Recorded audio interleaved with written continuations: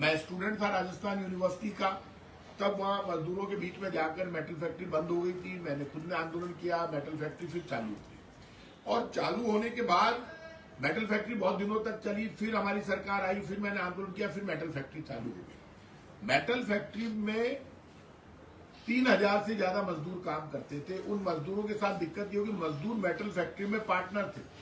कुछ लोग बिना सोचे समझे लिखते रहते हैं। हमारी सरकार आई तब national company law tribunal NCLT, पहले ये मामला हाईकोर्ट में सरकार लड़ी मजदूरों की तरफ से, फिर सुप्रीम कोर्ट में सरकार लड़ी। जो वकीलों का ग्रुप है वो group NCLT national company law tribunal, वो उसने बैंकों इस पर पोजीशन ले लिया, कब्जा ले लिया और ये एनसीएलटी में लड़ते रहे वकीलों के ग्रुप। एनसीएलटी में अभी जब भारतीय जनता पार्टी की सरकार केंद्र में है, राज्य में भारतीय जनता पार्टी की सरकार है, तो नेशनल कंपनी लॉ ट्रिब्यूनल ने ये फैसला, वकीलों का एक ग्रुप है, एक कंपनी है, उस कंपनी के पक्ष में कर दिया कोई बात नहीं। और उस कंपनी जब राज्य सरकार के पास आई, ये लोग हमसे भी मिले थे, तब हमारी सरकार ने इनको पोजीशन नहीं दी, हम लड़ते रहे एनसीएलटी में।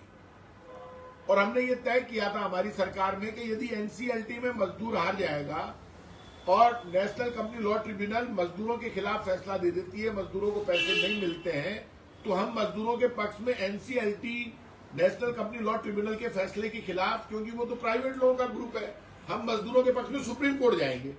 जैसे ही एनसीएलटी का फैसला आया, प्राइवेट कंपनी है, जो वकीलों का एक ग्रुप है, उसमें सब लोग शामिल है, बड़ी कंपनी है, तो उसके पक्ष में आया, तो वो आकर मिले चीफ सेक्रेटरी से जयपुर में। चीफ सेक्रेटरी ने कह दिया उद्योग सचिव से, उद्योग सचिव ने राज्य सरकार के पास जो कब्जा था मेटल फैक्ट्री का, वो कब्जा उद्योग सचिव ने, बीजेपी की सरकार ने मुख्यमंत्री सचिवालय के इशारे पर और प्राइवेट कंपनी को दे दिया। कब्जा हमारे राज्य सरकार के पास था, तो राज्य सरकार को मौका मिलता है, नेशनल कंपनी लॉ ट्रिब्यूनल ने मजदूरों को का हक बताया नहीं। मजदूर 50% के पार्टनर है मेटल फैक्ट्री में, मजदूर भूख मर रहे हैं, मैं खुद लड़ा हूं। अरे भाई, हमारी सरकार थी तब ये केस चल रहा था सुप्रीम कोर्ट में, फिर चला गया ये नेशनल कंपनी लॉ ट्रिब्यूनल में। ये हमारे हाथ में नहीं था, लेकिन फिर भी हम लड़े और हमने तय कर लिया कि सुप्रीम कोर्ट में लड़ेंगे, हम मजदूर का पहले पैसे दिलाएंगे। अब सरकार को ये करना चाहिए था, सरकार सिर्फ बीजेपी कांग्रेस की नहीं होती, सरकार को 45 दिन का टाइम मिलता है नेशनल कंपनी लॉ ट्रिब्यूनल के खिलाफ। मजदूर के पक्ष में नहीं गया, उसमें सरकार को हो रहा है 1000 करोड़ का नुकसान और मजदूर को हो रहा है 1000 करोड़ का नुकसान, और वो जो प्राइवेट कंपनी है उसको हो रहा है 3000 करोड़ का फायदा, क्योंकि उसको तो फोकट में मिल गई। तो भाई साहब, इसमें लेन देन किसने किया, किसने पैसा खाया है? मुख्यमंत्री सचिवालय के इशारे के बिना इतना बड़ा घोटाला हो नहीं सकता। तो आखिर क्या इंटरेस्ट था चीफ सेक्रेटरी का, उद्योग सचिव का, कि उन्होंने नेशनल कंपनी लॉ ट्रिब्यूनल के फैसले को सुप्रीम कोर्ट में चैलेंज नहीं किया। और लगभग 4000 करोड़ की कंपनी ये मेटल फैक्ट्री, इसमें इस वक्त मेरा मानना है कि 60,000 गज जमीन है, 60,000 गज। वहां जमीन की कीमत 3 लाख रुपए गज है। आप बताइए, अंदर सामान पड़ा है, कंपनी की मशीनें पड़ी है, स्क्रैप पड़ा है, उस स्क्रैप की कीमत होगी कम से कम, मेरा मानना है कि 500 करोड़ रुपए। आपने 5000 करोड़ की कंपनी को 1 मिनट में आपने प्राइवेट कंपनी को दे दिया। आज तक कभी ऐसा नहीं हुआ। जब नेशनल कंपनी लॉ ट्रिब्यूनल तो फैसले देता है प्राइवेट कंपनियों के पक्ष में, तो राज्य सरकार बीजेपी की हो चाहे कांग्रेस की हो, वो चैलेंज करती है सुप्रीम कोर्ट में। तो राज्य सरकार को भी चूना लग गया और मजदूर तो वैसे ही मर गया, मजदूर आत्महत्या कर चुके हैं बहुत। तो बीजेपी के लोग, आप सरकार में हो 2 साल से, यहां पर जवाब आपको देना है। ये मेटल का मजदूर भूखों मरेगा, तो आप इतना बड़ा पाप मत करो। आप अभी भी टाइम है, आप चैलेंज करो। आपको कोर्ट में जाना चाहिए, सुप्रीम कोर्ट में। यदि आप नहीं जाते हो तो मैं कहूंगा ये सीधे सीधे 5000 करोड़ का घोटाला है।